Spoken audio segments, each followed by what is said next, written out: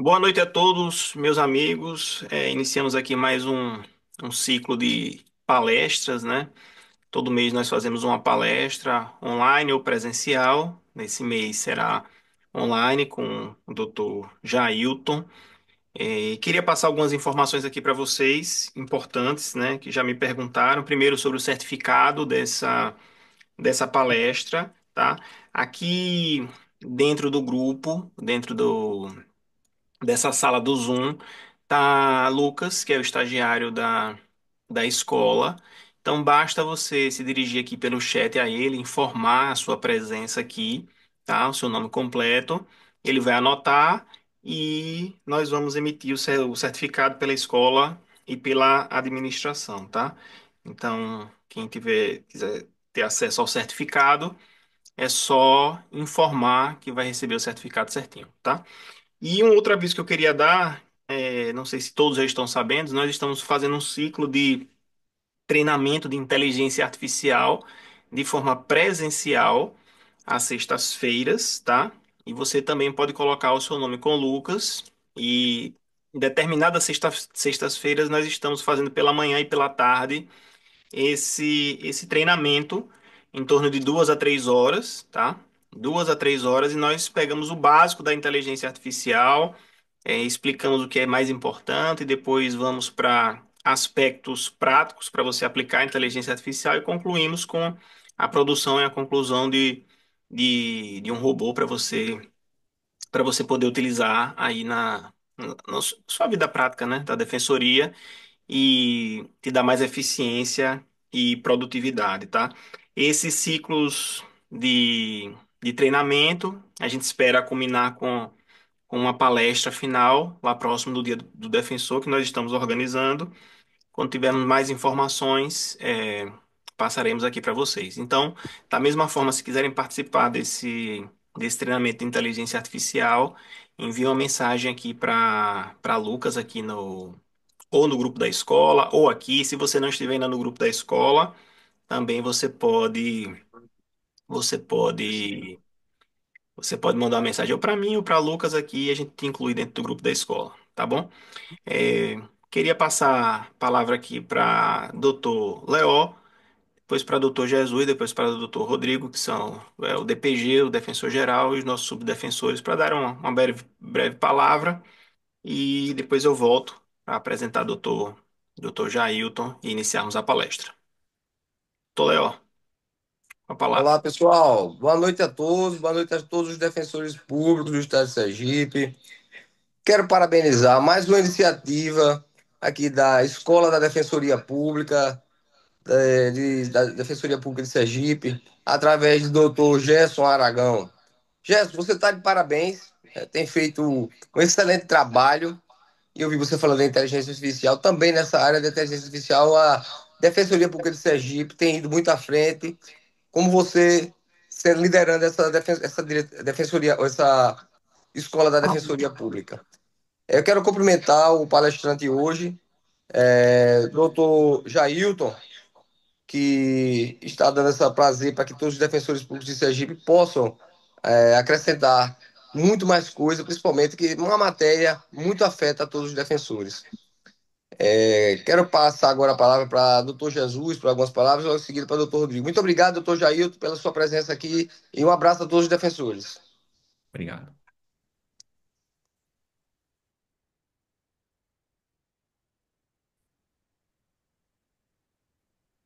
Doutor Jesus, tá fechado o áudio do senhor. Pronto, agora tá. Boa noite a todos e a todas. Agradecer ao doutor Jair pela palestra. Foi uma área que eu sempre atuei, na área de família, na área de inventário. Então, estou muito satisfeito pelo tema. E agradecer também a doutor Gerson por estar levando, está nos trazendo, né, tantos temas novos. Então, nossa escola realmente tá de parabéns. Sem mais delongas, passo a palavra ao doutor Rodrigo. Boa noite, né? Boa noite a todas e todos. Já dei boa noite ao professor, doutor Geraldo Lopes Júnior. Como todos falaram, está de parabéns a escola. Dr. Gerson, professor Jailton, eu tenho uma relação diária com o Dr. Gerson, mas mesmo assim me surpreendo cada dia mais com a condução dele da escola, essa escola que foi um sonho acalentado durante muito tempo, e como eu sempre falo nas palestras, já nasceu grande, com nomes como o do senhor. Já passaram por aqui o professor Nestor Távora, Leonardo Garcia, José de Andrade, hoje o professor Jair Lopes Júnior, o secretário na prática. Eu não sou, como o doutor Jesus da área civil, eu sou da área criminal, mas já ouvi falar aí muito sobre o inventário na prática, um projeto que é do professor Jair Lopes Júnior, que é muito famoso no país inteiro, né? Sucesso nas redes sociais, no YouTube. Então, fico muito feliz. Parabéns mais uma vez, doutor Gerson. E agradecer ao professor Jailton por estar aqui na noite de quinta-feira, nos brindando com sua palestra e trazendo para nós o conhecimento numa área tão significativa, tão importante para a Defensoria Pública, como o doutor Jesus falou. Parte significativa da nossa atuação é família e sucessões, e hoje, com certeza, será uma noite muito proveitosa. Obrigado, professor. Obrigado.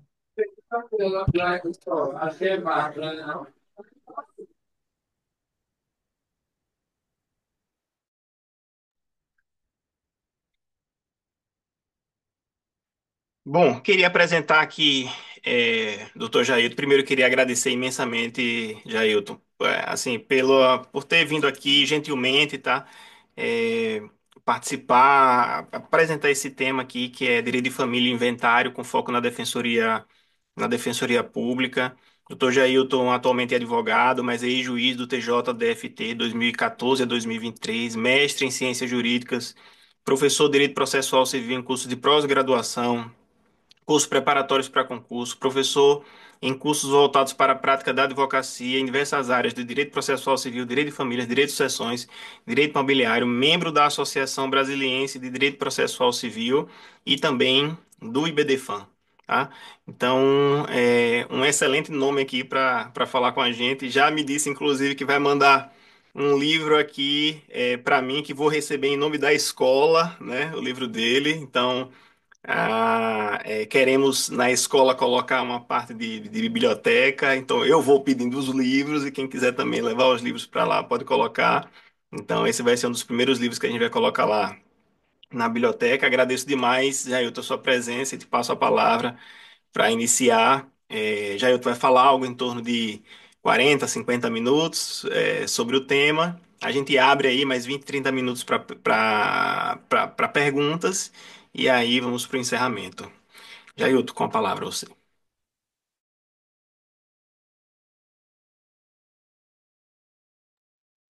Muito obrigado, Dr. Gerson. Para mim é uma alegria enorme estar aqui na Escola Superior de Defensoria Pública do Estado de Sergipe, um estado que dispensa comentários, obviamente, pelas suas belezas naturais e também dispensa comentários pela capacidade técnica e profissional dos seus defensores públicos. Então, quero deixar aqui registrada a minha felicidade em estar aqui e faço os meus cumprimentos, então, na pessoa aqui do Dr. Gerson Aragão, nosso diretor da escola. Vou pedir perdão duplamente a todos vocês. Primeiro, era para estar meu nome, ficou DPA aí. Eu confesso que eu não sei como mudar aqui, então já estava configurado dentro do meu Zoom, então não consegui mudar a tempo, então já peço aí perdão por isso.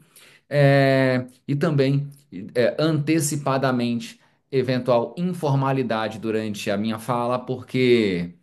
Eu já estou vendo aqui, eu já me sinto aqui com amigos. Eu acho que o objetivo é ter essa troca, um bate-papo sobre um tema tão importante. Então, já peço licença até para ser um pouco mais informal durante a minha fala. Eu que tenho um problema muito grande com ritos, embora seja professor de processo civil, mas eu tenho um pequeno problema com ritos, solenidades e formalidades. Então, já peço licença para eventuais informalidades durante a minha fala. Bom, obviamente que o nosso tema macro, digamos assim, ele é praticamente infinito, porque as relações familiares são infinitas e a sociedade muda constantemente, as relações familiares acompanham essas mudanças. Então, seria impossível esgotar qualquer tema relacionado ao direito das famílias ou ao direito das sucessões. Eu pensei em trazer aqui para esse nosso bate-papo algumas reflexões, alguns aspectos importantes e relevantes sobre o inventário judicial. Porque, como todos nós sabemos, a Defensoria Pública, é, não raras vezes, é acionada para atuar em inventários judiciais sob diversas perspectivas nessa atuação, né? De que forma a Defensoria Pública vai atuar em inventário judicial? Ela pode atuar na qualidade de curador especial, ela pode atuar na qualidade de patrocinadora de um dos herdeiros, mas ela pode atuar também na qualidade de patrocinadora de um interessado, que pode não ser herdeiro. Basta imaginarmos o cônjuge sobrevivente que não seja herdeiro, seja apenas meio. Ele é um interessado no inventário. Ele não recebe o patrimônio e nenhum quinhão a título de herança, ele vai receber eventualmente a título de meação.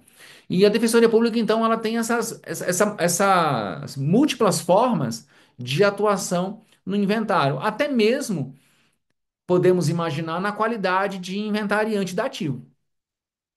Plenamente possível. Então, o meu objetivo aqui é trazer alguns aspectos importantes, tentar fugir de alguma forma do convencional e compartilhar com vocês algumas reflexões que eu tenho, que eu faço sobre algumas questões importantes do inventário judicial. Vou pedir licença para eu compartilhar o meu slide para que nós possamos, então, para que nós possamos acompanhar, e isso vai certamente facilitar a compreensão dos temas que eu trouxe na noite de hoje. O primeiro tema que eu digo seria o procedimento do inventário judicial. Eu vou até interromper esse compartilhamento logo e vocês vão ver que eu vou fazer isso, porque daí eu gosto de olhar para vocês e poder é, refletir. É o seguinte: eu não sei se vocês têm essa sensação, mas parece que entre nós, né? Agora eu posso falar com uma certa tranquilidade. Parece que muitas vezes que cada vara segue um CPC próprio. Não sei se vocês também têm essa piada interna que é, olha, é o CPC da primeira vara ou o CPC da segunda vara? Qual dos dois? Lá no interior da Bahia a gente falava isso, né? Na minha primeira passagem na advocacia tinha um CPC da primeira vara, da segunda, terceira vara civil, lá na minha queridíssima cidade de Barreiras. O fato é que, por que isso? Porque, a rigor, o legislador não foi muito feliz ao estabelecer o procedimento do inventário. Por quê? Primeiro, porque ele retira do juiz poder decisório. Não existe uma sentença de procedência ou improcedência. Até nem deve ter uma sentença de procedência ou improcedência. Então, o juiz tem que se valer de técnicas, até mesmo processuais, para fazer com que aquele patrimônio que foi deixado pelo falecido, ou melhor, para ser mais técnico, aquele conjunto de relações jurídicas patrimoniais, ativas e passivas, que é exatamente a figura do espólio e, consequentemente, ali a herança como um patrimônio, seja partilhado entre os herdeiros. Só que até chegar à sentença homologatória do plano de partilha, nós vamos nos deparar com podemos nos deparar com inúmeras discussões. Só que nós temos um problema que é não apenas a infelicidade do legislador ao estabelecer o procedimento, mas a dificuldade muitas vezes do profissional de compreender o passo a passo desse procedimento. E por isso, muitas vezes, é que nós nos deparamos com decisões judiciais do tipo: diga o inventariante, digam os herdeiros. O herdeiro acabou de dizer, diga o inventariante. Não, juiz, o inventariante disse, os herdeiros já disseram. Está na hora de decidir. Diga o herdeiro, diga o inventariante. E fica nesse ping-pong que o processo, aí é óbvio que o inventário vai demorar 2, 3, 4, 5, 6, 10 anos. Então, o meu primeiro objetivo aqui é apresentar um panorama geral do procedimento do inventário para que eu acho que, eu sempre pensei nisso, é importante a gente ter previsibilidade nas coisas. Então, quando eu abro o inventário, eu tenho que saber exatamente qual o próximo passo. E a cada etapa do processo, eu já tenho que saber qual será a próxima etapa do processo. Então, para facilitar, eu construí esse organograma para a gente poder entender aqui de uma forma talvez mais objetiva e fácil. Então, basicamente, o inventário começa com a petição inicial, e ali o artigo 616 do CPC estabelece basicamente o que deve conter nessa petição inicial, a questão dos legitimados, nós temos também no dispositivo, e em seguida o juiz profere uma primeira decisão de nomeação do inventariante, ele vai observar o rol do artigo 617, lembrando que esse rol não é um rol cuja ordem deva ser obrigatoriamente observada pelo juiz, não. Ele tem o rol ali é de prioridade, mas o juiz pode, conforme as particularidades do caso, deixar de nomear aquela primeira pessoa que consta no rol e nomear, por exemplo, a terceira pessoa que consta lá, dadas as particularidades do caso concreto. Esse inventariante, então, nomeado, vai prestar compromisso no prazo de 5 dias. O que muitos juízes fazem nesse primeiro momento? Já tem um primeiro equívoco processual. Não sei se acontece aí, que é o juiz recebe a petição inicial e antes de nomear o inventariante, ele cita os herdeiros para os herdeiros se manifestarem e aí ele verificar se há alguma impugnação e depois ele decidir. Gente, até os herdeiros apresentarem suas manifestações, eventuais impugnações, muita coisa já aconteceu. O patrimônio está desprotegido, não tem de administrador para esse patrimônio. Porque eu sequer sei quem é o administrador provisório e se há de fato um administrador provisório. Porque nós sabemos que enquanto não for nomeado inventariante, o patrimônio será administrado pelo administrador provisório, que é aquela pessoa que se encontra na posse daqueles bens. Então, o correto é o juiz, de antemão, ao receber a petição inicial, nomear o inventariante, que pode ou não ser o autor da petição inicial, que muitas vezes o autor é quem pede a sua própria nomeação. Mas o juiz pode entender que o cônjuge sobrevivente, por exemplo, vamos imaginar que um dos herdeiros tenha requerido, o juiz pode entender que o cônjuge sobrevivente tem mais capacidade, digamos assim, está mais apto a exercer a inventariança. O inventariante presta compromisso para 5 dias, primeiras declarações no prazo de 20 dias, quando ele apresenta o estado inicial daquele espólio. Basicamente, aqui ele tem que apresentar para o juiz, desde já, a relação dos bens que serão objetos do inventário e, eventualmente, as dívidas e a relação dos interessados na sucessão e dos respectivos herdeiros. Havendo credores, evidentemente, a gente já tem que relacionar também quem são esses credores. O juiz, então, promove a citação dos herdeiros, vai determinar a intimação da Fazenda Pública e, eventualmente, do Ministério Público, quando houver interesse ali de incapaz. E aqui, incapaz no sentido lato, né? Pedindo todas as vênias a vocês, defensores públicos, pela expressão incapaz. Nós sabemos que o Estatuto da Pessoa com Deficiência vai dizer que a pessoa com deficiência é plenamente capaz, então, terminologia não muito correta, mas é a terminologia que nós ainda encontramos no nosso ordenamento jurídico. E aqui eu falo sobre as pessoas sujeitas à curatela e aos menores de 18 anos. Esses herdeiros vão apresentar suas impugnações no prazo de 15 dias. Aqui há um ponto importante e relevante. Por que esse ponto é relevante? Porque, basicamente, os herdeiros vão poder apresentar impugnação de três ordens. Primeira, erros, omissões ou sonegação quanto ao patrimônio. Ou seja, olha, esse imóvel não é bem o imóvel, não é o lote 45. Esse lote 45 é da Dona Maria. O lote deixado pelo falecido seu Antônio é o lote número 57. Então, ou erros aqui, né? Omissões ou sonegação significa, olha, faltou um bem. Esse é o bem. Não existe contestação, não existe reconvenção no inventário. É apenas uma impugnação para falar, juiz, olha, foi omitido um bem. Omissão não se confunde com sonegação, porque a sonegação é um ato doloso, né? Então, se há provas dessa sonegação, inclusive pode até ser caso aqui já de remoção do inventariante. Então, esse é o primeiro tipo de matéria que pode ser apresentado. O segundo tipo de matéria é impugnar a própria nomeação do inventariante. Juiz, outra pessoa tem mais capacidade, tem mais aptidão para exercer a inventariança.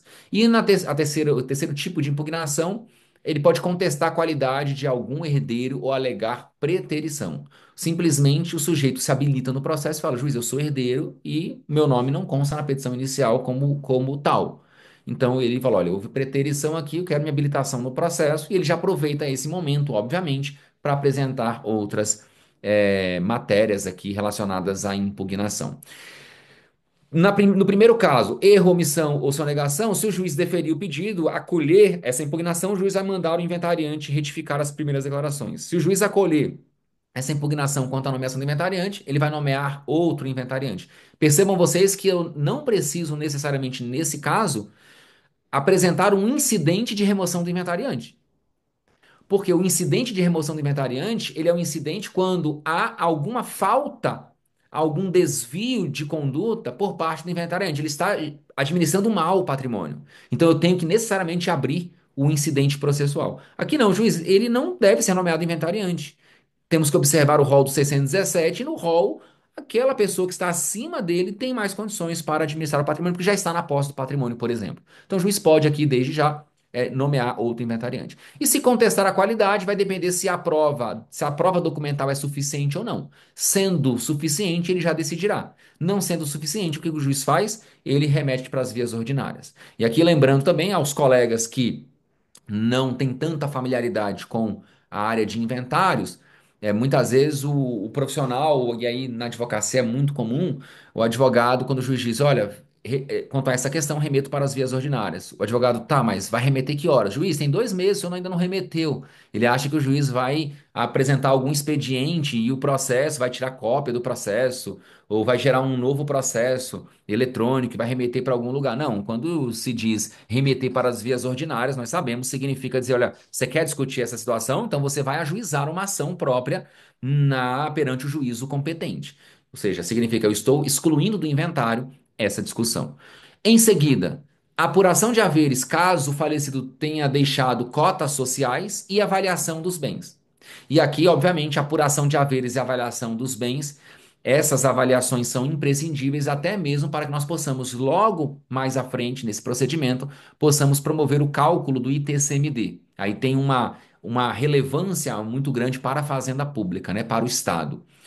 Após a avaliação dos bens, últimas declarações, oitiva das partes no prazo de 15 dias sobre as últimas declarações. Pode haver alguma impugnação, o juiz vai decidir. Aqui uma dica para quem vai atuar patrocinando o inventariante. É o seguinte: ao apresentar as últimas declarações, se o falecido tiver deixado dívidas, a sugestão é abra um tópico nessas últimas declarações, nessa petição, para requerer ao juiz, ou melhor, informar ao juiz de que forma o inventariante pretende pagar as dívidas do falecido, ou as dívidas do espólio, obviamente. Por quê? Porque muitas vezes o advogado ou o defensor, ele apresenta as últimas declarações relacionando patrimônio, dívidas, relação dos herdeiros, não fala nada sobre pagamento de dívidas, e o juiz já determina muitas vezes o cálculo do tributo e o pagamento do ITCMD perante a Fazenda Pública. É claro que a gente está falando aqui de pagamento do ITCMD, na maioria dos casos, eu acredito, a Defensoria Pública vai atuar naquelas hipóteses em que o patrimônio ele não tem tanta relevância e, consequentemente, talvez consiga até uma isenção fiscal ali, uma isenção tributária. Mas, não raras vezes, a Defensoria Pública vai atuar também em inventários com patrimônio relevante. Basta imaginar o quê? Basta imaginar a curadoria especial.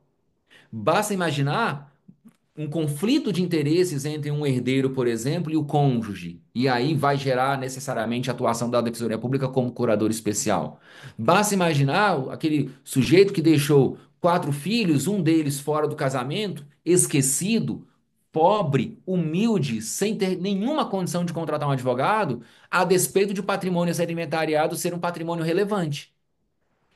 Então, é preciso olhar com cautela para o cálculo do ITCMD. Por quê? Porque se eu calcular o ITCMD de forma equivocada, eu vou prejudicar o herdeiro. Porque se eu pago mais ITCMD, eu diminuo o patrimônio que vai sobrar para os herdeiros. Então, por que que eu digo isso? Porque o ITCMD, ele deve ser calculado necessariamente sobre o patrimônio líquido, o monte partível. E qual é um dos grandes equívocos? É o sujeito apresentar as últimas declarações, não requerer ao juiz formas para pagar as dívidas, como por exemplo, levantamento de valores, venda de bens. O juiz, de forma equivocada, já determinar o pagamento do tributo antes de apresentar um possível plano de partilha, muitas vezes ele até antecipa essa determinação quanto ao pagamento do tributo, e o tributo ele é calculado com base no patrimônio total. Então, qual é a estratégia? Requerer formas para pagar dívidas, pagar essas dívidas, deixar apenas o patrimônio líquido, aí você calcula o ITCMD.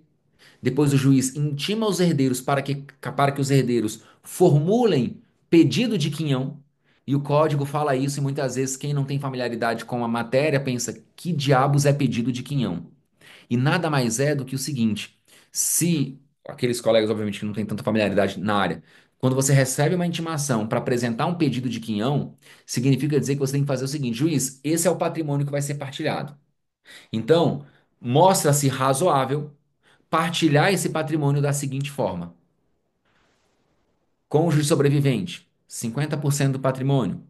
Herdeiro número um, tantos por cento do patrimônio.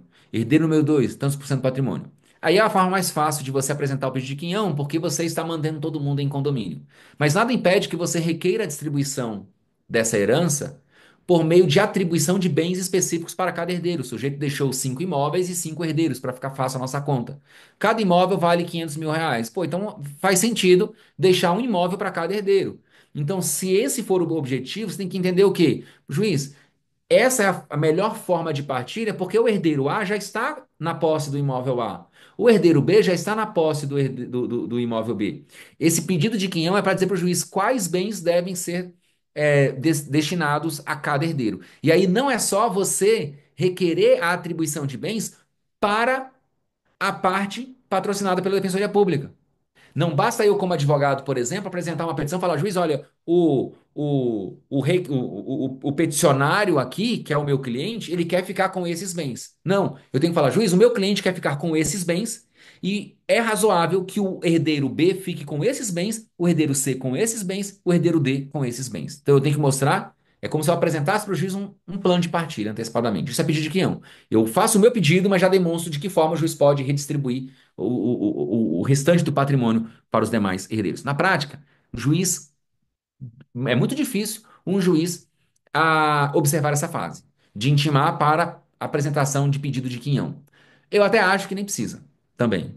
Porque imagine, dificilmente vai ter algum consenso, né? Dificilmente eu vou falar, eu quero ficar com esse bem. O outro herdeiro vai dizer, eu também quero o mesmo bem. E agora?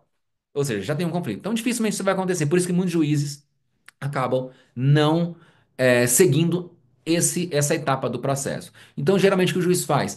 Calcula o tributo, determina o pagamento do tributo e depois ele intima o inventariante para apresentar o plano de partilha. Quando a gente lê o CPC, esse cálculo do tributo ele está logo após as últimas declarações. Ele vem antes do pagamento das dívidas, o que é um equívoco legislativo também. Dá a entender que eu tenho que fazer o cálculo do tributo antes de pagar as dívidas. Não. Então, por isso que eu inverti aqui. Se vocês pegarem esse esqueminha procedimental aqui, vocês vão ver que onde se lê pagamento das dívidas, no código, vocês vão ver cálculo do tributo. E onde se lê cálculo do tributo, vocês vão ver pagamento das dívidas. Então, o que eu fiz aqui? Inverti. Porque é a forma mais correta, racional e razoável para evitar um pagamento a mais do ITCMD. Eu só calculo o ITCMD sobre o patrimônio líquido. E aí vem a apresentação do plano de partilha e depois a sentença homologatória. Então, para que nós tenhamos previsibilidade, eu gosto muito de sempre observar aqui essa estrutura procedimental. Depois eu vou mandar para o Dr. Gerson os slides aí, quem quiser, então, guardar isso aí fique muito, muito à vontade. Então, esse primeiro ponto aqui, acho que de reflexão, né? Entender a estrutura. Agora, eu vou para um ponto que ele não é explorado pela doutrina, não é explorado pela jurisprudência e não tem nenhuma previsão no CPC, que é o saneamento do processo. A gente conhece o saneamento do processo lá do 357, dentro do procedimento comum, o juiz, após a apresentação da réplica, ele vai então proferir uma decisão de organização e saneamento do processo, que é aquela fase na qual o juiz resolve questões processuais pendentes, ele defere ou não a produção de provas, e ele vai determinar os fatos sobre os quais recairá a atividade probatória, etc. Mas a função do advogado, a função do defensor, da defensora, é também de contribuir com o saneamento do processo. Porque vejam vocês, imaginem vocês, aqui no Distrito Federal nós temos varas especializadas em sucessões. Então, por exemplo, em Brasília, como é que, para quem não conhece aqui a estrutura do Distrito Federal, o Distrito Federal é como se fosse um estado, e nós temos então Brasília como se fosse a capital, e nós temos as regiões administrativas como se fossem as comarcas, né? Então, inclusive para regras de competência. Então, eu tenho a circunscrição judiciária de Sobradinho, Planaltina, Gama, etc. nós conhecemos esse saneamento como sendo o saneamento do juiz, mas por que é importante? Em Brasília, nós temos vara específica de sucessões, que aqui é chamada de vara de órfãos e sucessões. Eu sei que na grande maioria dos estados, os tribunais não têm varas específicas de sucessões. Não vou dizer na grande maioria, porque eu não conheço todos os estados, mas eu sei que em muitos estados não há. Geralmente são varas de família e sucessões. E isso já gera um problema. Por quê? Porque direito de família já é um mundo. Eu tenho uma percepção, mas isso é percepção minha. Não sei se vocês concordam com isso. A impressão que eu tenho é que quando um juiz ele atua em mais de uma área, ele sabe um pouco de cada coisa, mas ele não tem especialidade em nada. A não ser, claro, um acadêmico, um professor que, a despeito de ter lá várias é, competências, digamos assim, naquela unidade, ele seja um pesquisador ali de uma determinada área. E no inventário é mais ou menos isso que acontece, é igual empresarial. Você tem ótimos juízes que dominam muito o direito civil, mas o livro 7 do Código Civil, que é do direito das sucessões, muitas vezes ele é ignorado, até por nós. E eu me incluo nisso, porque quando eu estudava para concurso público, eu fiz concurso público do Ministério Público, da magistratura, eu não estudava inventários. Porque eu pensava o quê? Olha, no meu concurso, se cair uma questão de sucessões, vai ser uma única questão. Então, eu fazia o quê? Aí é a estratégia de concurso que todos vocês conhecem muito mais do que eu, né? É parte geral muito forte, obrigações, direitos reais, responsabilidade civil, direito de família, basicamente.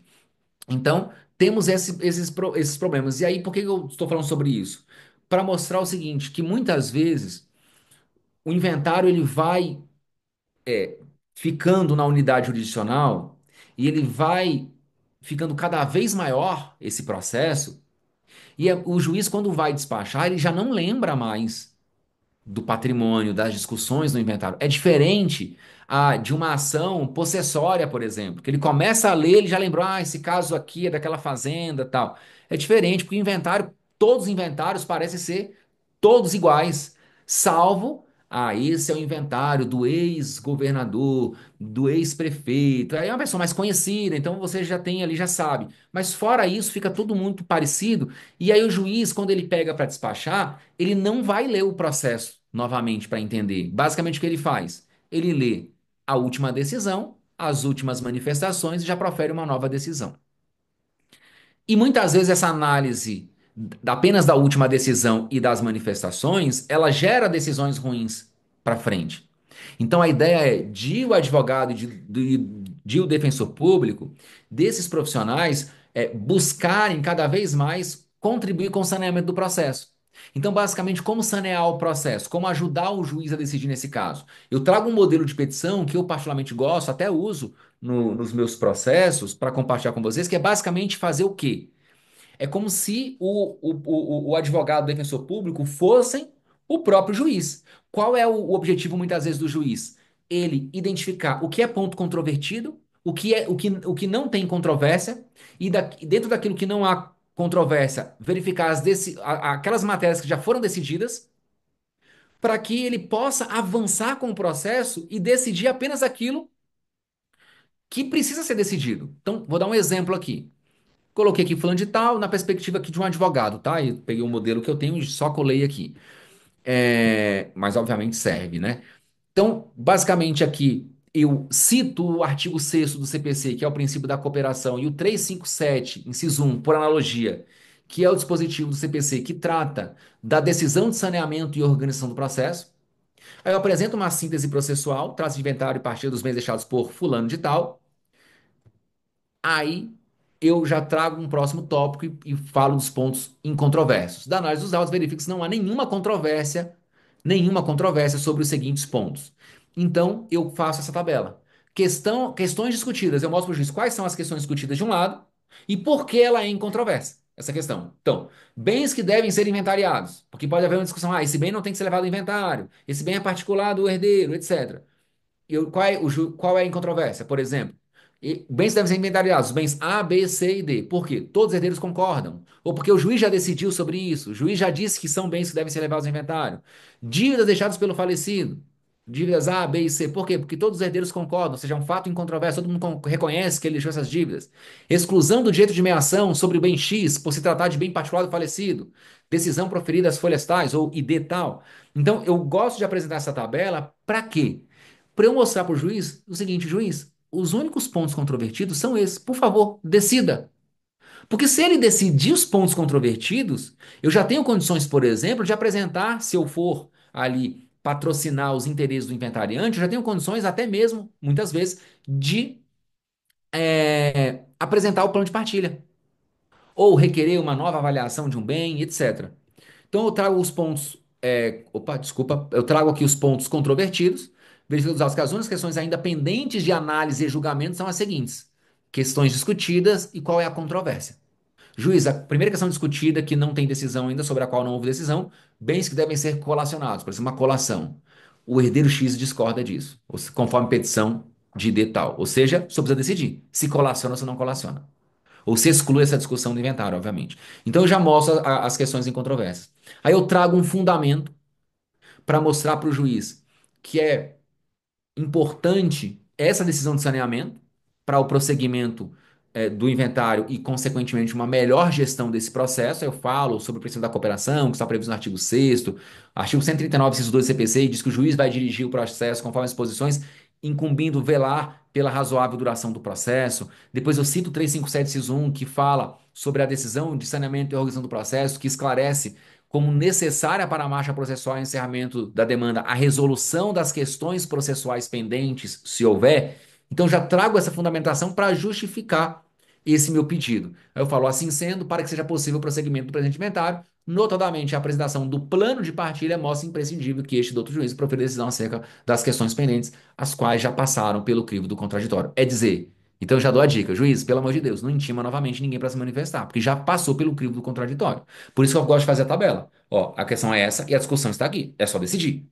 E aí a conclusão é exatamente ratificando aqui esse parágrafo anterior acerca da prolação dessa decisão para que sejam decididas as questões pendentes. Tá bom? E aí eu já coloco, após decisão, estou me imaginando aqui patrocinando os interesses da inventariante ou do inventariante, aí eu coloco após decisão requer a intimação do inventariante para apresentar plano de partilha. E muitas vezes pode até ser que o defensor esteja representando os interesses de um herdeiro, que não seja inventariante. Da mesma forma, é dizer aqui ao final, juiz, superadas essas discussões, decididas essas questões, requer a intimação da inventariante para apresentar o plano de partilha, ou seja, eu quero acelerar esse inventário. Então aqui, inclusive, é uma técnica de aceleração do inventário judicial. É você fazer saneamento. Porque dificilmente um juiz vai pegar um inventário, que já tem lá 2.000 páginas, e vai ler o processo, porque ele vai perder 2 dias. A gente sabe que é humanamente impossível administrar uma unidade jurisdicional parando para ler um processo de 6.000 páginas para você dar uma decisão, um despacho de mero expediente. É humanamente impossível fazer isso e ter uma boa gestão da unidade jurisdicional. Ok. Então, primeiro ponto, saneamento, que me parece muito relevante. Segundo ponto, negócio processual sucessório. Nós conhecemos o artigo 190 do CPC, que abriu essa grande oportunidade, e já posso, de antemão, falar que aqui o nosso CPC está na vanguarda mundial mesmo. Eu tive a oportunidade de estudar esse tema na minha dissertação de mestrado e fiz algumas pesquisas e vi que, diferentemente de outras legislações estrangeiras, o nosso país é um dos, eu não vou dizer o único, porque eu não conheço todas as legislações processuais do mundo, obviamente, mas talvez seja um dos pouquíssimos países que possuem uma cláusula geral de negociação processual. Ou seja, permitindo a celebração de um negócio processual atípico. Como assim? Basta a criatividade das partes. Se ele não for lícito, ou seja, se ele observar os requisitos do negócio jurídico, a gente capaz. Objeto lícito, possível, determinado, determinado. Prova precisa de uma defesa em lei, eu posso celebrar. Se não violar isso, eu posso celebrar esse negócio processual. E no campo sucessório, nós temos aqui uma infinidade de possibilidades de negócios processuais para acelerar esse inventário judicial. E isso pode surgir em uma audiência. Vamos imaginar que o juiz tenha designado uma audiência para tentar conciliar as partes. Se o defensor já está preparado para isso, já identifica a possibilidade de uma negociação processual, ele pode apresentar essa possibilidade que muitas vezes o juiz sequer sabe disso. O advogado muitas vezes sequer pensou sobre isso. Então, nós temos uma grande possibilidade. Por exemplo, então vou dar alguns exemplos. Negócio processual para escolha do procedimento. Porque o inventário judicial hoje, ele pode ser observado, ele possui basicamente, o inventário judicial, três grandes procedimentos, que é o que nós chamamos de inventário tradicional, que é esse procedimento que eu mostrei aqui para os senhores. Ele é mais complexo, mais burocrático, ele vai ser observado sempre que o valor dos bens do espólio for superior a 1.000 salários mínimos e houver interesse de incapaz ou litígio entre as partes. Lembrando que a resolução número 571 do CNJ vai nos dizer o seguinte, olha, havendo interesse de incapaz, se não houver litígio, você pode fazer inventário extrajudicial. Então, aqui no meu slide já tem um equívoco. Teria que ser ou e não, e barra ou, né? Porque eu posso ter interesse de incapaz e litígio, aí inventário judicial. Eu posso não ter interesse de incapaz, mas ter litígio, inventário judicial. Se eu tiver interesse de incapaz e não tiver nenhum litígio, aí judicial ou extrajudicial. Mas o ponto central aqui é o valor do patrimônio inventariar. O arrolamento sumário é um inventário amigável, basta imaginar um inventário extrajudicial no Poder Judiciário. Esse é o arrolamento sumário, tá? Partes, todos os herdeiros interessados capazes e concordes, independentemente do valor do patrimônio. E aqui tem um dado importante, olha que interessante. Certamente haverá algum crítico aqui de atos normativos do CNJ, eu critico alguns, parabenizo outros, mas olha o que o CNJ fez. O CNJ fez uma resolução que eu sou totalmente favorável a ela, embora devesse vir do Legislativo, do Parlamento, e não do CNJ, mas está tudo certo. O Parlamento foi omisso, o CNJ e é aquele negócio, né? Do ativismo, ou seja, o Parlamento não age e você precisa resolver um problema crônico na estrutura do Estado e no campo do Poder Judiciário, você cria mecanismos. O CNJ vem e diz: olha, a partir de agora é possível inventário extrajudicial, mesmo havendo interesse de incapaz em todas as partes, se não houver conflito, obviamente, desde que ouvido o Ministério Público. Beleza. O que isso significa a partir de agora, da Resolução 571?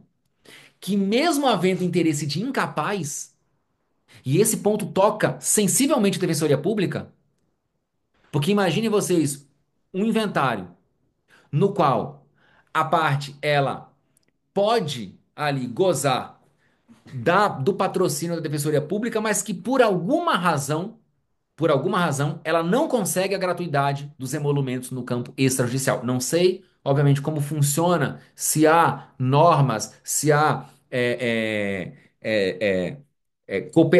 alguma norma de cooperação, ou enfim, estabelecendo a atuação da Defensoria Pública no campo extrajudicial. Mas o fato é que o CNJ, com essa regra, vai dizer, em outras palavras, ele está permitindo o quê? Se houver interesse de incapaz e eu não quiser ir para o inventário extrajudicial, eu posso fazer o arrolamento sumário. Porque pela literalidade do CPC, lá do 610, se houver interesse de incapaz e eu não for por extrajudicial, eu tenho que utilizar esse procedimento padrão, esse maior, mais complexo. Não. É dizer para o juiz, se havendo interesse de incapaz, eu posso fazer um inventário extrajudicial que não tem participação do juiz? Por que eu não posso fazer um arrolamento sumário envolvendo interesse de incapaz, já que não há conflito aqui? Se além do Ministério Público, ainda vou ter a figura do juiz para chancelar, para homologar. Obviamente que a partir de agora, então, se chegar um caso à Defensoria Pública, havendo interesse de incapaz, vamos imaginar aquela mãe que perdeu o marido e os dois filhos, tem um único bem imóvel lá, uma casinha. Veja, tem interesse os dois filhos incapazes. Até a resolução 571, antes da resolução 571, o que o defensor tinha que fazer? Abertura de inventário judicial sob o rito do inventário tradicional. Agora, o que o defensor pode fazer?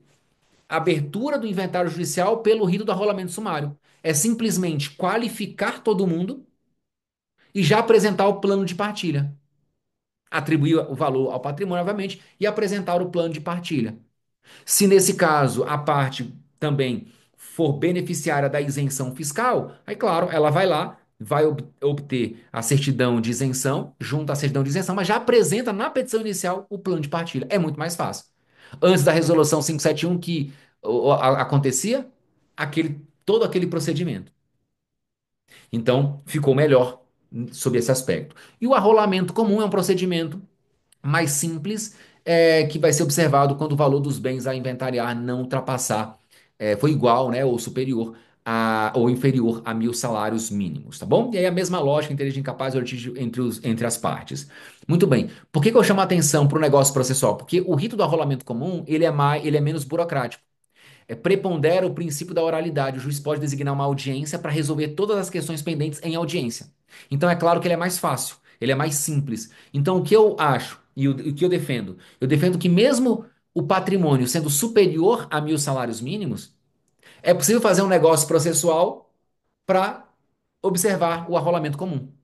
Ou seja, há conflito entre os herdeiros. O fato de haver divergência entre os herdeiros sobre aspectos materiais do inventário não significa dizer que haverá também divergência sobre aspectos procedimentais. Eu posso ter divergência com a outra parte, mas haver uma convergência em relação ao procedimento do rolamento comum que é melhor para todo mundo. Então é possível fazer uma negociação processual para mudar o rito. Aí todos os senhores já conhecem, princípio da adaptabilidade do procedimento, adequação procedimental, razoável duração do processo, cooperação e a própria negociação processual como fundamento aí, artigo 190. E vou além. Eu posso fazer um negócio processual entre os herdeiros para fugir do inventário judicial. Imagine que os herdeiros eles estejam em consonância com uma grande parte das questões do inventário, mas haja divergência sobre um único ponto, em relação a um único ponto. Eu posso incentivar esses herdeiros à celebração de um negócio processual para dizer o seguinte: nós vamos excluir do inventário esse bem sobre o qual pende esse conflito para deixá-lo para eventual sobrepartilha. E como eu retiro o único ponto de conflito do inventário, todo o resto agora é consensual. Então eu evito o poder judiciário e faço com que as partes se dirijam, por exemplo, a um tabelar de notas e lavrem uma escritura pública de inventário e partilha. Eu posso fatiar o meu inventário. É só eu ir eliminando os pontos de conflito. Então eu tenho um patrimônio total.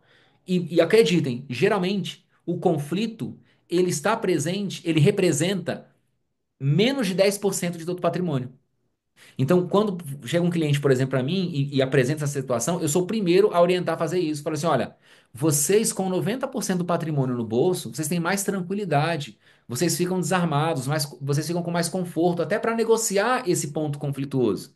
É melhor do que a gente perder 5 anos a inventário só por causa desse conflito. Então, eu excluo do inventário, faço uma negociação processual, as partes, eu posso até estabelecer que tipo de ação vai ser ajuizada para discutir esse ponto conflituoso, elimina o único ponto de conflito do inventário e permite que as partes sejam felizes no cartório, no tabelar de notas, lavrando uma escritura pública de inventário extrajudicial. E aí depois, se elas não chegarem a um acordo em relação àquele ponto conflituoso, aí qualquer uma vai poder abrir a sobrepartilha. E eu posso fazer um inventário extrajudicial e uma sobrepartilha judicial, e vice-versa. Ou seja, o fato de eu ter feito um inventário extra não significa que a minha sobrepartilha tem que ser extra também. Então, facilita também para você eliminar pontos ou zonas litigiosas, como eu costumo dizer. Negócio processual probatório, maravilhoso isso aqui e pouquíssimo usado. Vamos imaginar o seguinte: o que diz o artigo 612 do CPC? Que o juiz decidirá todas as questões de direito, desde que os fatos relevantes estejam provados por documento. Ou seja, o juiz só decide matérias cuja prova seja pré-constituída, prova documental, só remetendo para as vias ordinárias as questões que dependerem de outras provas. Imaginem vocês que, durante o inventário judicial, surja um determinado conflito, uma determinada discussão sobre um determinado bem, por exemplo, ou sobre a posição de um herdeiro, ou sobre a relação daquele herdeiro, qualquer discussão, e essa discussão prejudique o bom andamento do processo. O juiz não tenha condições de julgar. E você, como profissional, você já percebe isso. Você vai entender, olha, essa discussão surgiu, certamente nós teremos que ir para as vias ordinárias. Como fugir disso? O negócio processual ajuda. Exemplo, eu chamo, por exemplo, o advogado de dos herdeiros, ou os demais advogados, vamos imaginar aqui mais de um advogado, chamo todo mundo e falo, olha, vamos fazer o seguinte, prova pré-constituída. Se a gente for ajuizar uma ação para discutir isso, nas vias ordinárias, nós vamos demorar alguns anos. Por que a gente não faz um negócio processual para excluir provisoriamente do inventário essa discussão, para que nós possamos ajuizar uma ação de produção, uma ação autônoma de produção antecipada de prova, que agora no CPC nós podemos chamar de ação probatória autônoma, 381 a 383 do CPC. E por que essa ação probatória autônoma ela pode ser relevante? Para que nós tenhamos uma prova documental. Ainda que a prova seja oral, ao final desse procedimento nós teremos uma prova documentada. Então, a discussão exige prova oral. Eu faço uma ação probatória autônoma, produzo a prova oral, produzo a prova pericial. Essa prova é documentada e nessa ação nós sabemos, não há juízo de valor pelo magistrado. Ao final, a sentença na ação de produção antecipada de prova é uma sentença que homologa a prova, sem dizer se aquela prova prova de fato o fato, ele simplesmente homologa o procedimento que foi realizado e entrega a prova ou as provas aos interessados. Então não tem sentença de procedência ou improcedência. Então qual seria o objetivo desse negócio processual? Levar esse conflito apenas para produzir a prova sobre ele, devolver essa prova agora documentada ao juízo do inventário e falar: juiz, decida por favor. Com isso eu evito o quê? Eu evito um procedimento comum que vai me gerar uma sentença, uma apelação e um recurso especial.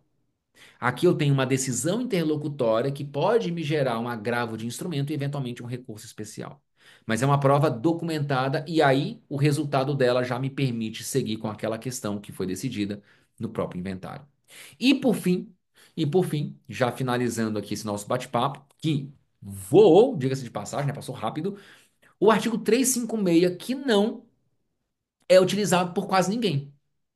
Talvez uma das únicas pessoas que é, defendem esse dispositivo é o professor Rodrigo Mazei, e eu particularmente defendo também, já há bastante tempo tive a oportunidade de já discutir isso com ele, é um querido amigo também que muito nos auxilia, né, no dia a dia, a gente troca muitas ideias, que é o seguinte, o artigo 356 do CPC, ele trata do julgamento antecipado parcial do mérito. E aquele exemplo clássico que todos os manuais de processo civil apresentam. O sujeito pediu dano material e dano moral.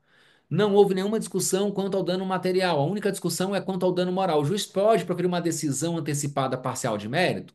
Pode, ele já julga logo o dano material, o processo segue em relação ao dano moral. Eu posso, não há nada que me impeça de pegar esse dispositivo e aplicá-lo subsidiariamente, ou por analogia, melhor dizendo, ao procedimento do inventário. Quer dizer o seguinte, juiz, estamos aqui no inventário. O único ponto de conflito é esse aqui. Então nós temos aqui quatro bens. Bem A, o B, o C e o D. Só há discussão, juiz, sobre o bem D. O falecido juiz não deixou dívidas. Eu sei que em relação a esse bem D haverá várias discussões ainda, o que vai demandar mais tempo de tramitação do inventário. Por que não fazer logo a partilha dos bens A, B e C? E veja, se não há discussão sobre esses bens, essa. Isso na biblioteca do app Apple Music. Desculpa, você pode... a Siri começou a falar aqui, não sei se vocês ouviram. Então, eu posso fazer duas coisas. A primeira é excluir do inventário esse bem e deixá-lo para sobrepartilha e partilhar. Mas pode ser que o juiz não queira excluir. E se essa discussão está travando no inventário, por que não requerer ao juiz a aplicação por analogia do artigo 356 do CPC para ele já fazer uma partilha parcial? Juiz, a gente vai recolher o TCMD sobre esses três bens, apresentar o plano de partilha, o senhor vai partilhar, à luz do 356, vai expedir o formal de partilha desses bens para eu poder registrar aqueles bens sujeitos a registro, e o inventário segue em relação a esse outro bem. Então me parece plenamente possível fazer isso. Também é uma técnica eu chamo de diminuição das zonas conflituosas do inventário. E é aquela ideia que os senhores conhecem muito bem, e a Defensoria Pública lida diariamente com isso, principalmente nas unidades que atuam, nos defensores que atuam especificamente com o direito das famílias, que é, a gente percebe que quando você consegue ir diminuindo os conflitos, você aumenta as chances de um acordo.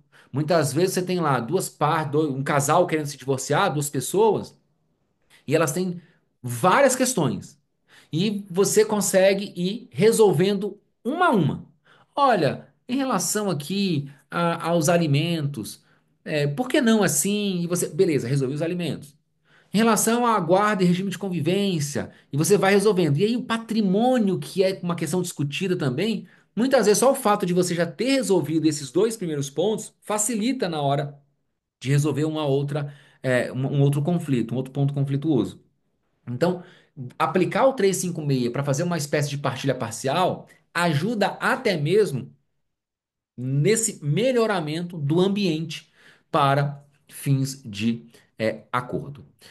Com essas considerações, meus caros doutores e doutoras, eu agradeço aqui novamente ao convite, na pessoa do querido amigo, professor e diretor, Dr. Gerson Aragão, externando aqui os meus agradecimentos a todos os senhores, parabenizando pela bravura no enfrentamento das demandas que eu sei que são muitas no estado de Sergipe. Saibam que os senhores elevam é, o nome da Defensoria Pública, mas, sobretudo, um anseio da sociedade, que é de fato ter uma representação técnica, uma representação jurídica adequada e com muita capacidade para a defesa das pessoas mais vulneráveis do país. Então, fica aqui mais uma vez os meus agradecimentos. Parabéns pela atuação de todos os senhores, de todas as senhoras, e espero retornar em breve, seja de forma online, seja de forma presencial. Será sempre um motivo de muita alegria. Professor Jailton, agradeço demais aqui a sua presença.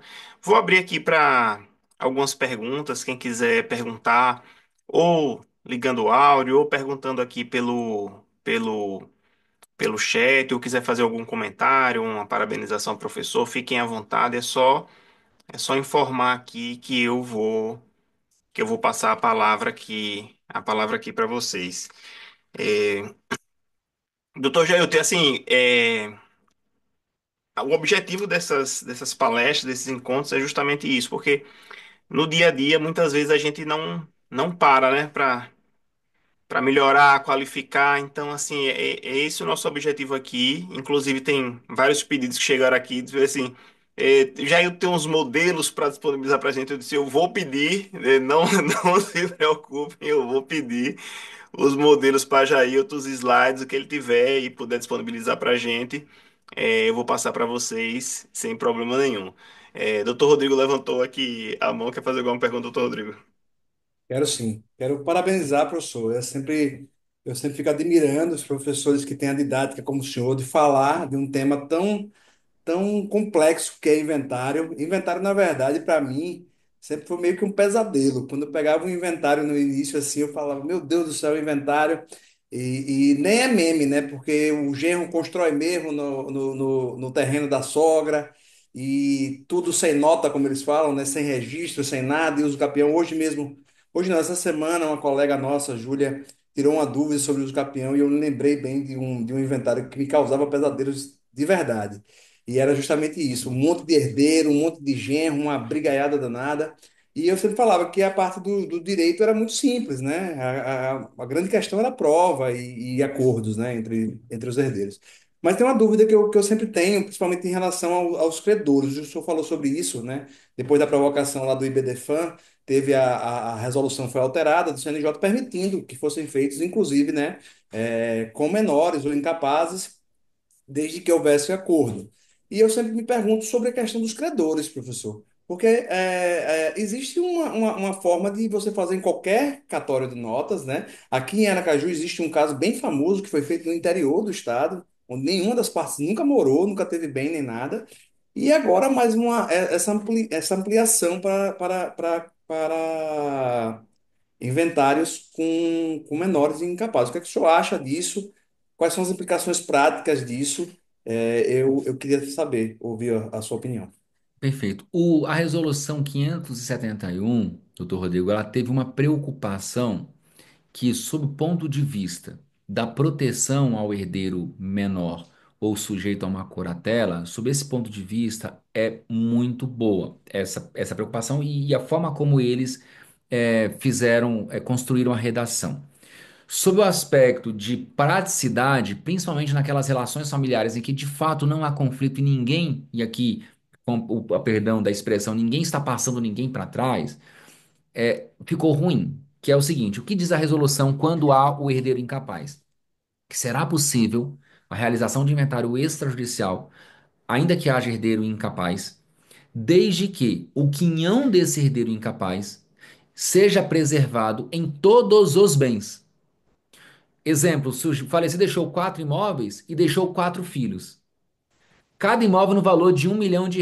Claro que não é a realidade aí de vocês, certamente não seria um caso da Defensoria Pública, mas só para contextualizar, para ficar fácil. 4 imóveis no valor de R$ 1 milhão. Seria muito mais fácil se eu tenho 4 herdeiros sendo incapazes, dar um imóvel para cada um. Todos os imóveis no mesmo valor. O que que o CNJ está falando? Não. Esse herdeiro incapaz, como são 4 herdeiros, ele vai ter que ter 25% nesse, 25 nesse, 25 nesse e 25 nesse. Então ele impõe um condomínio. Ele impõe. A ideia é preservar o interesse do incapaz. Agora, quando você tem um inventário que é muito tranquilo mesmo, que ninguém está sendo prejudicado, muitas vezes o incapaz está sendo beneficiado, e você atribui um bem específico para ele, você já não consegue fazer. O que eu acho? Agora a questão prática, isso é resolução. A prática é a seguinte: se chegar um caso, por exemplo, para mim, primeira coisa, eu vou atrás do promotor de justiça. Vou lá, antes de ir para o cartório, doutor, situação aqui, o incapaz vai ser beneficiado dessa forma. E impor o condomínio é dizer o seguinte: qualquer dos outros herdeiros que quiser vender o bem vai ter que ajuizar uma ação judicial para que o juiz autorize a alienação. Aliás, só o menor. Porque aí o menor tem, ele é condômino, ele tem preferência. Só que você vai comprar, se o menor, se deixar uma quantia para o menor, você tem que ajuizar uma ação, juiz, olha, eu quero utilizar essa quantia para comprar um bem em relação ao qual o menor tem 25%, o incapaz tem 25%, ou seja, é ruim muitas vezes, mas essa foi a forma para preservar o menor. E a resolução não trata em nenhum dispositivo, de forma expressa, da possibilidade de você alienar um bem quando houver herdeiro incapaz. Muitos promotores de justiça estão interpretando como se fosse uma impossibilidade, ou seja, não é possível vender um bem no inventário extrajudicial se houver interesse incapaz. Mas veja, e se de fato a venda for benéfica para todos os herdeiros? Exemplo, o imóvel vale 50 mil, tem uma pessoa, um bem, um lote lá, 50 mil. Tem uma pessoa querendo comprar por 65 mil. Ou seja, um valor superior ao valor de mercado. E esse valor vai ser utilizado para pagar algumas dívidas e pagar todos os encargos, os emolumentos e a tributação. Não é melhor autorizar a venda, já que eu vou resolver logo o inventário, inclusive para esse incapaz? Há promotores que não concordam e vão dizer o seguinte: não, não pode.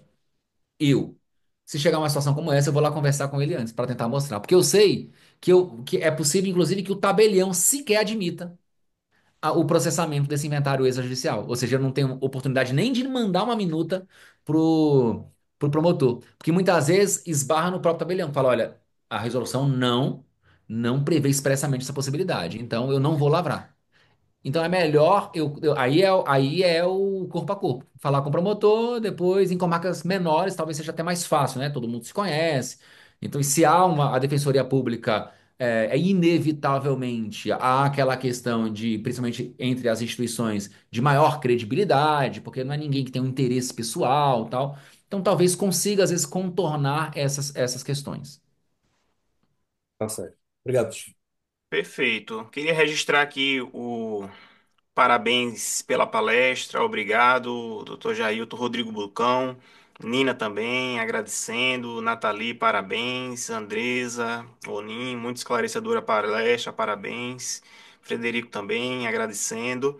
E tem mais uma Jade também aqui, excelente palestra, obrigado. Tem mais uma pergunta aqui para a gente encerrar, Jailton, que é de Rodrigo Bulcão. Em caso de bens informais, que é o padrão da defensoria, o que você recomendaria de mudanças nesse organograma? Há dificuldades na definição do ITCMD? há dificuldades quando há um bem que não está registrado em nome do falecido. O que nós temos que fazer é levar para o inventário os direitos possessórios. Não é possível inventariar direitos possessórios? É possível. Aí leva para o inventário de direitos possessórios. Alguns juízes têm resistência quanto a isso. Isso é o mais comum, Mas- inclusive, viu, onde eu trabalho. Não tem registro de nada. Ah, morreu, é isso É, aqui. então. Aí você E aí leva o quê? Direito? você. É. Você vai levar para o inventário os direitos possessórios. É igual você levar, por exemplo, um imóvel financiado. Nós sabemos que hoje a principal modalidade de financiamento é pela alienação fiduciária em garantia. Então, na alienação fiduciária em garantia, o proprietário é o credor fiduciário, é propriedade resolúvel. Então, eu levo para o inventário não a propriedade, eu levo para o inventário os direitos, eventuais direitos aquisitivos e direitos possessórios sobre o imóvel. Aí, cada Cefaz vai calcular de uma forma. Porque se vocês olharem a lei estadual, eu chuto aqui, é achismo mesmo, não conheço, mas dificilmente vocês vão encontrar algum dispositivo prevendo a incidência do ITCMD sobre direitos possessórios. Aí o fiscal vai calcular. Ou ele calcula como se fosse um usufruto, ou ele calcula como se fosse a própria propriedade. Eu tenho um caso aqui em Brasília agora, estou finalizando o inventário, que aqui nós temos a TerraCap. Não sei se tem alguém de Brasília aqui. A TerraCap, que é uma empresa que administra os imóveis do Distrito Federal. Então, ela que vende, ela que compra, todos os imóveis são registrados em nome dela. E ela faz um negócio que é uma cessão de direitos de uso. Então, o falecido deixou uma cessão de direitos de uso de uma fazenda. A TerraCap tem um imóvel rural e cedeu os direitos de uso para esse sujeito. Veja, adivinha quanto é o contrato do jeito de cessão de uso? 19, 20 mil reais por ano para o cara plantar soja. Você já vê que o negócio não é certo, né?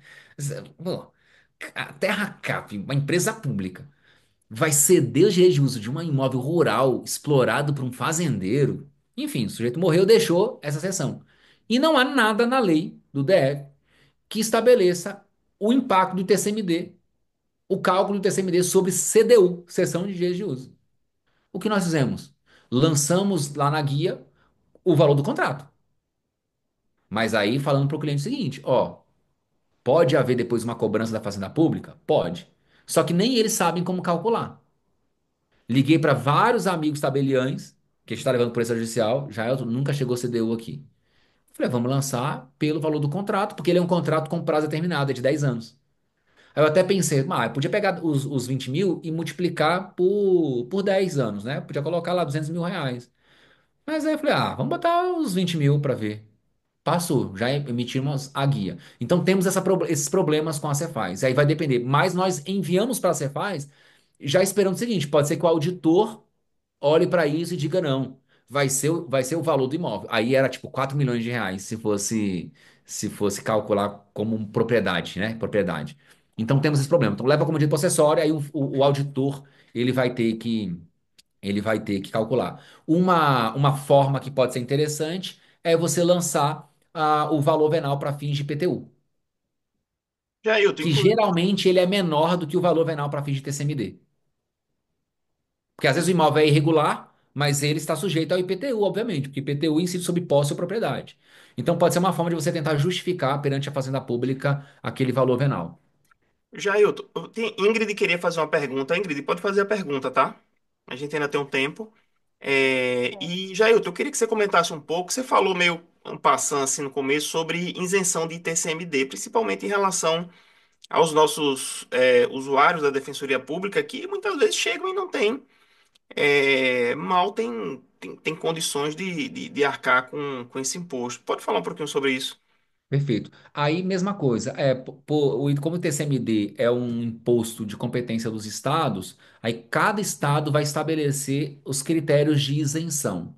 Então, geralmente, tá? O que que os estados fazem? Alguns estabelecem um valor, se eu não me engano, na Bahia, até patrimônio de até 100 mil reais, ele está isento. Então, é o típico caso da Defensoria Pública, patrimônio, eu acredito, né, que é uma casinha ali que já vale isso, né? E mesmo a pessoa sendo ali hipossuficiente. Outros estados, como por exemplo o Distrito Federal, ele não faz previsão de valor, então ele vai estabelecer, por exemplo, isenção sobre aqueles imóveis que pertencem ao sujeito, mas que foram adquiridos naqueles programas habitacionais.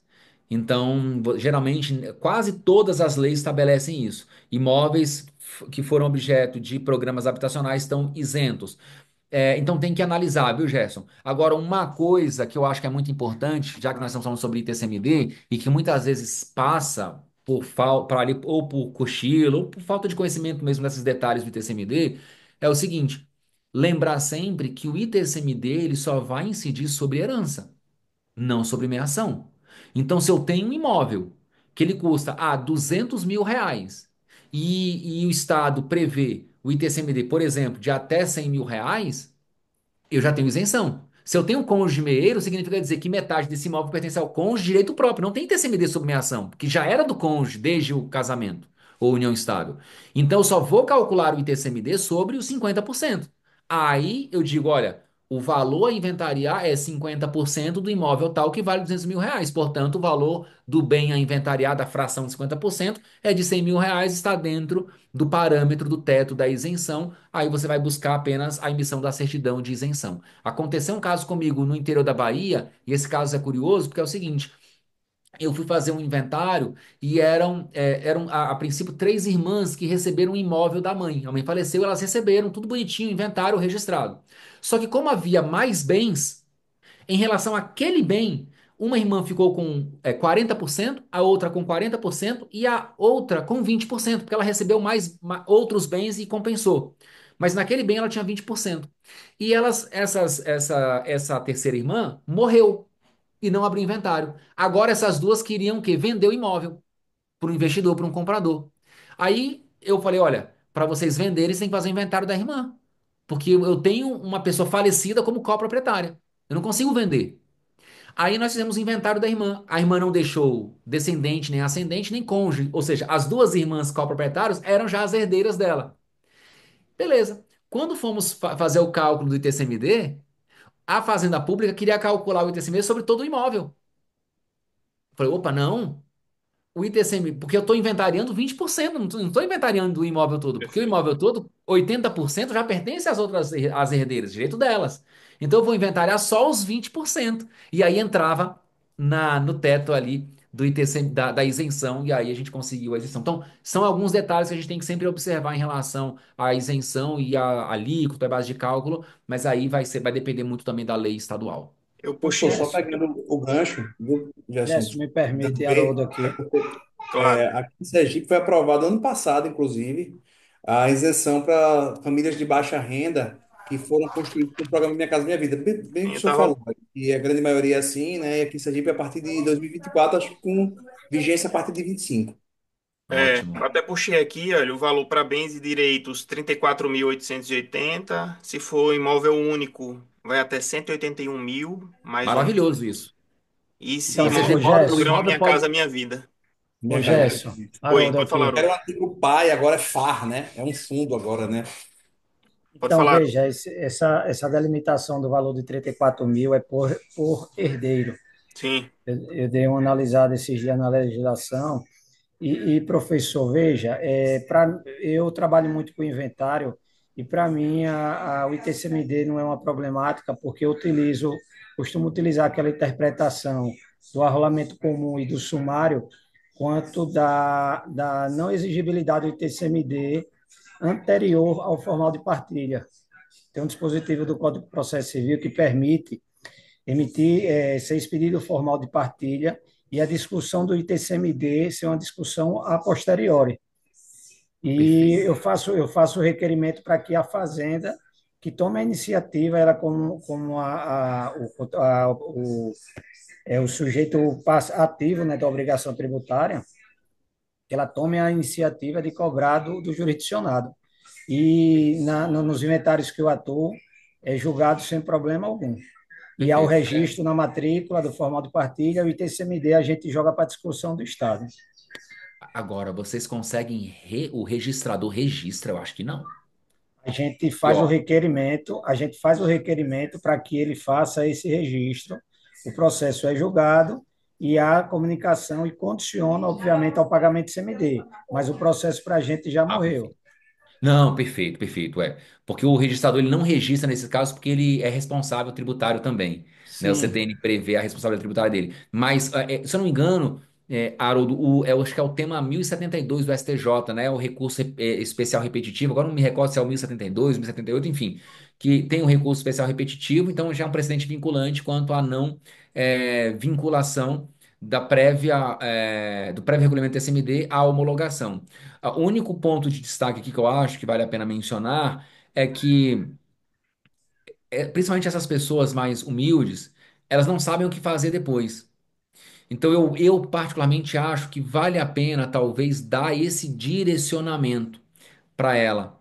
E aí fica como uma sugestão mesmo, eventualmente montar um checklist para ela, para assim, olha, a partir de aqui nossa atividade ela já se esgotou, já foi partilhado. Por quê? Porque às vezes a pessoa acha que o problema já foi resolvido. Não, sim, obviamente. E o site da Fazenda, ela tem um portal, eu disponibilizo, inclusive, tem os formulários para o requerimento da Ótimo. isenção e a gente disponibiliza no checklist quando o processo é julgado, aí disponibiliza para assistir, né?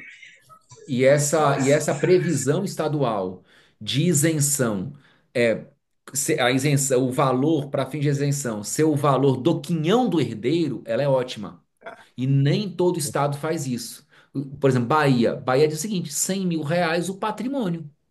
Isso aí é difícil.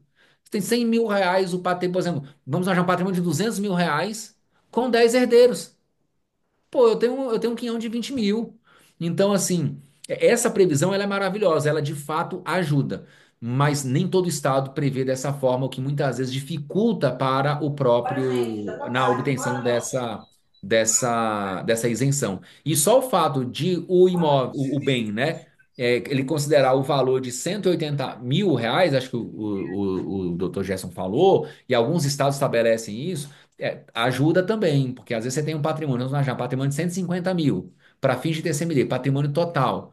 E você tem um imóvel de 300 mil, que a princípio pô, seria um imóvel com valor, mas se tem meação, eu já consigo a isenção também, porque eu só vou recolher sobre a herança. Perfeito. Inclusive, Nathalie colocou aqui a legislação, no link da LES, eu vou colocar lá dentro da escola. Tinha uma pessoa que queria fazer mais uma pergunta, se não me engano, era a Ingrid. Ingrid, tá aqui, quer falar? Tá? Tá? Pode falar, Ingrid, pode perguntar. E aí, depois de É, Ingrid, nós encerraremos. Pode boa falar. noite. E aproveitar essa palestra maravilhosa para me aproveitar para fazer uma consulta. Professor, num caso em que um herdeiro tenha residido no imóvel por alguns anos antes da partilha da sucessão, antes de ser julgado o inventário, e ele tenha feito benfeitorias nesse imóvel, qual é a via mais eficaz que o senhor acha para obter essa indenização pelas benfeitorias realizadas?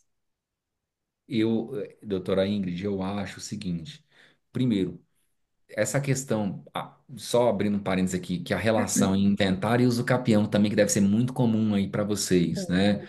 Porque você demais. fala de posse, de bem irregular, às vezes os sujeitos eles demoram muito para abrir inventário, o herdeiro ficou sozinho no imóvel e tá lá, exercendo a posse ad uso capione, né? Contínua, ininterrupta, com ânimo de dono e pelo prazo previsto na lei. Tem que tomar cuidado com isso. Só aproveitando esse gancho, então, da Índice, para dizer o seguinte. Tem usucapião, é possível usucapião? Não é possível usucapião, então, porque um bem em condomínio ele pode ser usucapido por um dos condôminos, desde que ele o utilize com exclusividade, com exclusão dos demais condôminos, e a relação entre herdeiros é uma relação condominial, porque a aberta a sucessão transmite-se automaticamente o patrimônio. Então já tem uma relação condominial. É, não há uso capião quando a posse do herdeiro ela ocorre ainda quando o proprietário está vivo, porque é muito comum também o pai deixa o filho morar em um lote, uma casa, um apartamento dele, ou seja, a mera tolerância ou permissão não gera posse ad uso capione. Então muitos querem se aproveitar disso e falar, não, papai morreu ano passado, mas eu estou há 30 anos na posse, já uso capi. Não, não uso capi porque você possuía, a sua posse era precária porque ela era com permissão ou tolerância. Um outro ponto é: sujeito morreu, o herdeiro ficou sozinho no imóvel.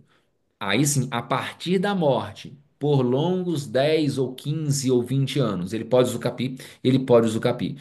Terceira possibilidade: o sujeito morreu antes do prazo o herdeiro está na posse, antes do prazo da usucapião, o inventário é aberto. Se o inventário judicial for aberto, eu vou para a regra do artigo 240 do CPC, que diz que a citação válida ela implica ali dispendência e constitui imóvel o devedor e interrompe o prazo da prescrição também. Não é nem o 240, é lá o 200, 190, 198 e seguintes, acho que se não me engano é especificamente 201 ou 202 do Código Civil que fala das causas interruptivas da prescrição e vai dizer citação em uma demanda judicial. Então tem um precedente do STJ que vai falar, olha, citação no inventário, e aí a citação retroage à data da propositura da ação, portanto, a abertura do inventário, ela já interrompe o prazo de uso capião de eventual herdeiro que ocupe o imóvel. Vamos imaginar nesse caso da Ingrid, o imóvel não há aqui uso capião, já interrompeu porque tem inventário, só que aí o herdeiro construiu. Ele faz jus às benfeitorias? Ele faz jus às benfeitorias. A melhor forma seria fazer uma composição, encontrar o valor e haver essa indenização. Por parte de quem? O correto é por parte do espólio, na minha visão. Por quê? Porque a mesma regra, se eu não me engano, é do 2000, do 1225, se eu não me engano, do Código Civil, que trata da construção em terreno alheio, que ele vai dizer o seguinte: o imóvel pertence a quem? Pertence ao espólio. Claro que já pertence a todos os herdeiros, mas é o imóvel do espólio, de alguma forma.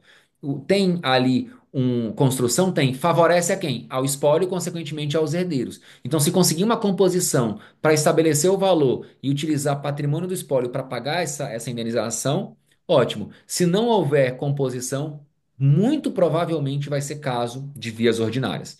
Por quê? Porque vai gerar prova pericial, uma avaliação, um perito para analisar, vai depender do critério estabelecido pelo juiz. Qual vai ser o critério avaliativo da construção? É o valor gasto com os materiais de construção e com a mão de obra atualizado, ou é o valor da construção hoje? São critérios que alguns juízes utilizam outros outro. Então, como vai haver esse tipo de discussão? Vias ordinárias. Aí você vai ter um problema, que é você pode ajuizar essa ação para discutir e requerer a suspensão do inventário. Vai suspender o inventário ou não? Eu entendo que o inventário pode seguir, na pior das hipóteses, suspender só a homologação do plano de partilha para aguardar ali aquela questão. Se não houver a suspensão do inventário, é possível concluir o inventário, e aí nós sabemos que os herdeiros agora, dentro das forças da herança, vão ser demandados. E aí eu entendo, inclusive, que há direito de retenção nesse caso. Se ele é possuidor, ele consegue ficar enquanto não for indenizado pelas benfeitorias. Perfeito. Então, mesmo depois da homologação da partilha, ainda dá para discutir isso em face dos herdeiros, não é isso? Perfeitamente. Não vejo nenhum E, problema. É a mesma coisa de você esquecer de relacionar um credor. Ou Uhum.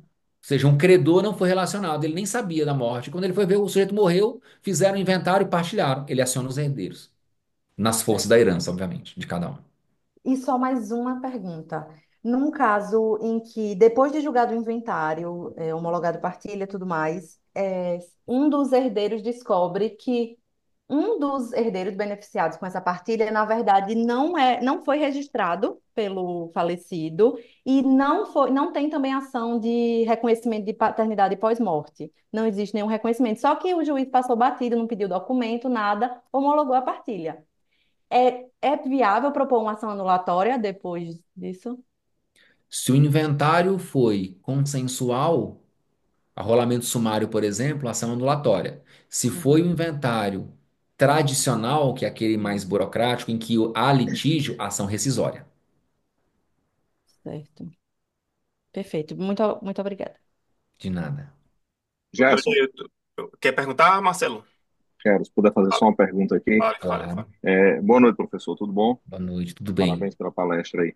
Obrigado. Tem aquele provimento do CNJ, acho que é o 56, né? Que ele fala da pesquisa na Sensec, né? E aí o artigo 2º diz que só haverá inventário e partilha judicial com a certidão do Sensec. Perfeito. Sendo que o artigo 1º fala que é dever do juiz acessar o Sensec.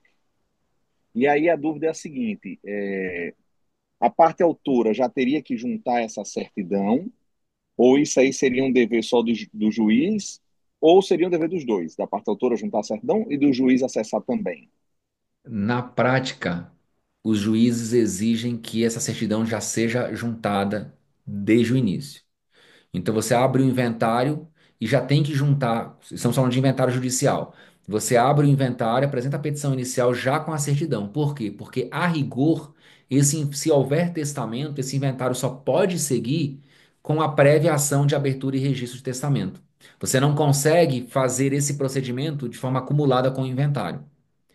Então, por isso que se exige que essa certidão seja apresentada já com a petição inicial. É claro que a depender, obviamente, do caso, vamos imaginar a hipossuficiência, né, das pessoas que são patrocinadas pela Defensoria Pública. Não vejo nenhum óbice de justificar isso, essa impossibilidade de arcar com esse emolumento, e aí requerer ao juiz que o próprio juiz o consulte o SENSEC. Não vejo nenhum problema, não é procedimentalmente dizendo, digamos assim, não é nenhum equívoco.